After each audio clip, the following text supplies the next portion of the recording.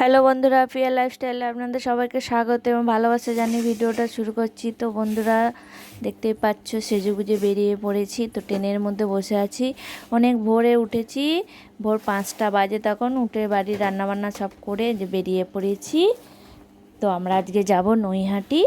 তো দেখো, আমরা ট্রেন থেকে নেমে পড়েছি, নেবেই হেঁটে হেঁটে সবাই যাচ্ছি। তো সবাই মিলে আমরা যাচ্ছি নৈহাটি। তো বড় মার কাছে যাব, এই প্রথম বন্ধুরা যাচ্ছে নৈহাটির বড় মা। এত ভিড়, তবু আমরা যখন যাই একটু কম ছিল। এর পর যত বেলা বাড়ছে প্রচণ্ড ভিড়, প্রচণ্ড ভিড়। তো যাই হোক, তো আমরা এই যে চলে গেছি। এই যে সব আমাদের পেছনে যে লাইন, দেখো কত লাইনে যে সব। তো আমরা সবে গেছি ওই মন্দিরটার সামনে। এবার ওখানে পুজো টুজো কিনলাম, সব কিনে জুতো আরে সব একটা দোকানে জমা দিলাম। এই যে বাঁ দিকটা দেখা যাচ্ছে, এই যে দোকানটা। তো তারপরে আমরা লাইনে দাঁড়িয়েছি। এত ভিড় বন্ধুরা, কি বলবো আর, প্রচণ্ড, তার মধ্যে রোদ্দুর, প্রচুর ভিড়, প্রচুর। এত দূর লাইন, সে বলার মতো না। তো লাইনে দাঁড়িয়ে আছি, দেখো। তো আমাদের এই যে দাঁড়িয়ে রয়েছে, এই যে পেছন দিকটা যে দেখা যাচ্ছে সাইডে বাঁদিকে, এই যে একটা উট পাখি রয়েছে। এখানটা একটা পার্ক আছে, ওই পার্কের ভেতরে এই উট পাখি আছে। ওকে এই যে পাতা তুলে সব দিচ্ছে, সব খাচ্ছে উট পাখিটা। ওই পার্কে তোমরা চাইলে সবাই ওই পার্কে যেয়ে বসে থাকতে পারো। পার্কের সামনে একটা গঙ্গা আছে। তো তারপর দেখো, এই যে ব্রহ্মময়ী মায়ের মন্দির আছে সামনে একটা।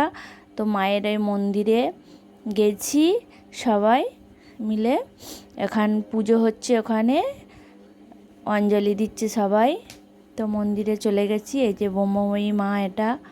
তো ওখানে তারপর দেখি একটা দিদিভাই তো গোপাল নিয়ে গেছে। গোপালটা এত সুন্দর, তো কোলে না নিয়ে থাকতে পারলাম না, খুব বড় গোপালটা।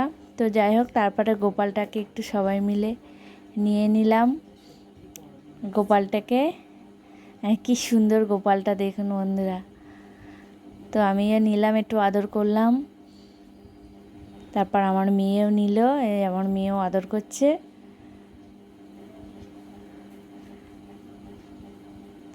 ভীষণ ভালো লাগছে।